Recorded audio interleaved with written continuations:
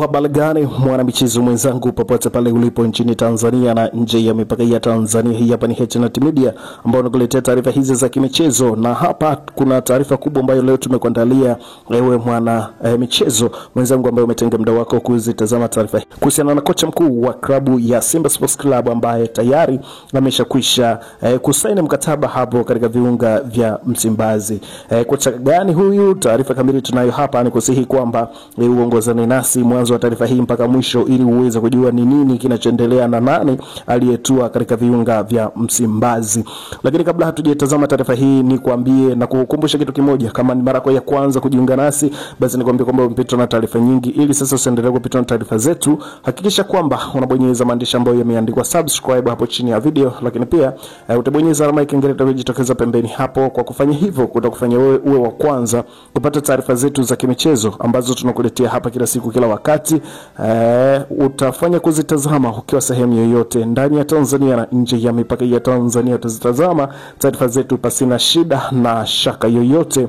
Hapa tunakuletea taarifa kuhusiana na kocha ambaye anatajwa kujiunga na klabu ya Wekundu wa Msimbazi. Kocha kutoka Bulgaria Dimitar Koleval-Petev amekubali kujiunga na klabu ya Wekundu wa Msimbazi Simba na kuwa miongoni mwa wasimamizi wa benchi la ufundi hapo katika klabu ya Simba. Amesaini mkataba wa miaka 2 mpaka Juni 2027. Simba imelipa fidia na fedha huko Gaborone United ambako kocha huyu alikuwa anaitumikia klabu hiyo. Petev atatua Dar es Salaam na tayari tiketi zimeshakatwa. Anakuja na msaidizi mmoja pekee kwa sababu katika mikataba ya benchi la ufundi hapo Simba mingi na wengi waliopo hapo mikataba yao inaisha Juni. Kwa hiyo ni vyema kuja na msaidizi mmoja tu ambaye atakuja naye katika msaidizi wa kuja kumsaidia katika majukumu yake. Klabu imeamua kuendelea nao wasaidizi ambao walikuwepo kwa upande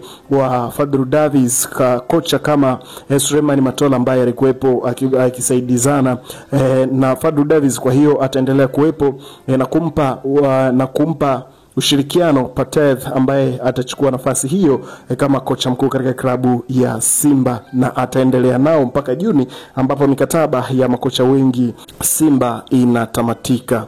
Katika umri wa miaka 49, Petev tayari ameshinda mataji ya ligi kuu kama Cameroon, Victoria United, Botswana pamoja na Gaborone United. Pia mshindi wa kweli wa sasa yupo tayari kwa changamoto na klabu hiyo ya Simba ambayo kwa sasa imeondokewa na aliyekuwa kocha wao Fadlu Davis ambaye ametumikia huko Raja Athletic Casablanca Morocco, ambako tayari ameshakwisha kuanza kibarua chake na mambo tayari ameshakwisha kumnyokea huko.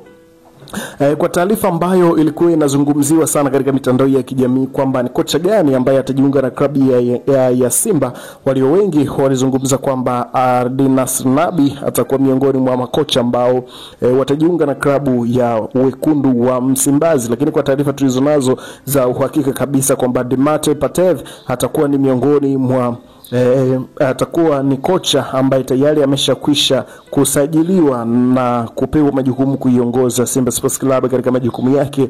Ikumbuke kwamba Simba Sports Club inashiriki ligi kuu ya mabingwa barani Afrika CAF, lakini pia ligi kuu Tanzania bara NBC Premier League ambapo imeshakwisha kutupa karata yake michezo 2 ya ligi kuu. Lakini pia kuna kikwazo kikubwa cha upande wa Wekundu wa Msimbazi Simba kufuzu katika hatua ya makundi endapo kama hawatapata kocha ambaye atasimamia technical bench la klabu ya Simba Sports Club.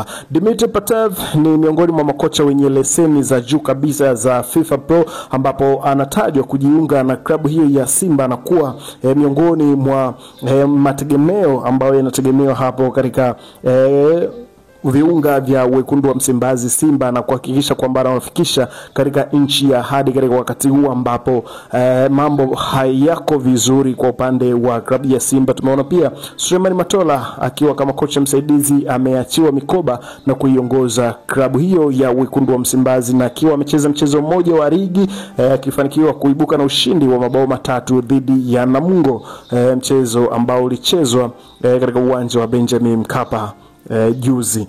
Kwa sasa taarifa kubwa ambazo zinazungumziwa sana katika mitandao ya kijamii na headline nyingi sana zimeandika kuhusiana na kocha huyu Dimitri Pantev ambaye anatoka huko Botswana na kuja Tanzania kuja kuhakikisha kwamba anaiongoza Simba Sports Club, na hizi ni taarifa exclusive kabisa kutoka kwa watu wa karibu na uongozi wa klabu ya Simba ambao wametupenyezea taarifa hizi na kuwa kwamba ni taarifa za uhakika kabisa ambazo muda wote kocha Dimitri Pantev atakwenda kutambulishwa na kuwa kocha mkuu wa klabu ya wekundu wa Msimbazi Simba, akisaidizana na baadhi ya viongozi wa technical bench ambao walioko mpaka sasa katika benchi la Simba Sports Club, akiwemo Suleiman Matola kama kocha msaidizi. Lakini kwa taarifa sasa tulizonazo na ambazo zilitufikia kwamba Young Africans nao walikuwa wanahitaji huduma ya Dimitri Pantev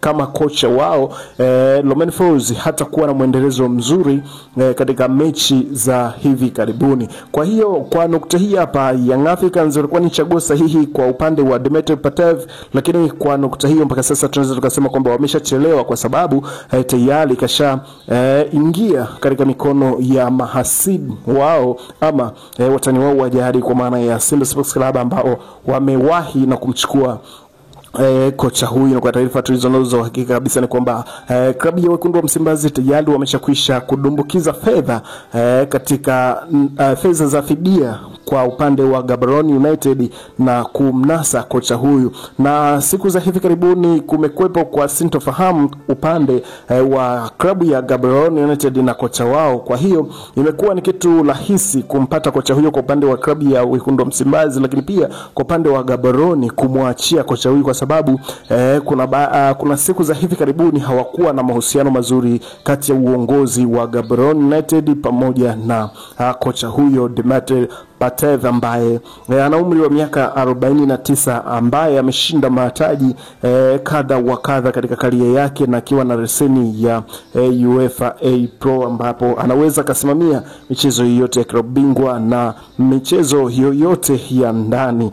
Kocha huyu anakuja kuendelea ambapo ameishia Fadlu Rahman Davis katika kuihakikishia Simba inafika hatua ambazo wamejiwekea katika malengo yao. Ikumbuke kwamba malengo ya Simba ni kufika hatua ya robo finali kombe la mabingwa barani Afrika, lakini baada ya kufika hapo sasa watajua kama wanaingia nusu finali, lakini wao ndio tuzaoni kufika hatua ya robo finali michuano hiyo ya klabu bingwa barani Afrika CAF, ambapo tayari wana mchezo ambao unaofuata hapo mbele ni kuhakikisha kwamba wanafanya vizuri, ambapo mchezo huo ni wa kuwafanya wafuzu hatua ya makundi kombe la mabingwa barani Afrika CAF, na hicho ndio kikwazo ambacho Simba wameamua sasa waingie mchaka mtaani kuhakikisha kwamba wanatafuta kocha ambaye atakuja kukinoa kikosi hiko na kukifanya kiwe imara na kiwe na makari ya kukata pande zote mbili ili kuhakikisha kwamba wanapenya katika hatua inayofuata. Ikumbuke kwamba mechi inayofuata Simba Sports Club wataanzia ugenini na kumalizia nyumbani